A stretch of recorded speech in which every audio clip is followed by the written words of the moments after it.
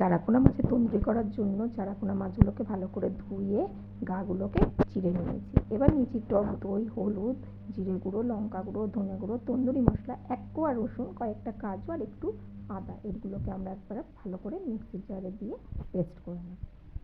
মাছের মধ্যে আমরা এবার দিয়ে দেবো নুন, সামান্য তেল আর ওই মশলাটা দিয়ে ভালো করে মাখিয়ে ঢাকা দিয়ে 15 মিনিটের জন্য আমরা রেখে দেব। 15 মিনিট বাদে ফ্রাইং প্যানটা গ্যাসে বসিয়ে তাতে পরিমাণ মতন তেল দিয়ে তেল গরম হয়ে গেলে আমরা একে একে মাছগুলোকে দিয়ে দেব। মাছগুলো দেওয়ার পরে গ্যাসের আঁচ কমিয়ে দিয়ে আমরা ঢাকা দিয়ে দেব। 5 মিনিট বাদে ঢাকা তুলে আমরা মাছটাকে আবার উল্টে দেব।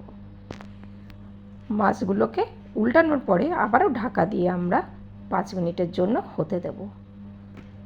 তারপরে আমরা ঢাকা তুলে মাছগুলোকে গরম গরম পরিবেশন করব।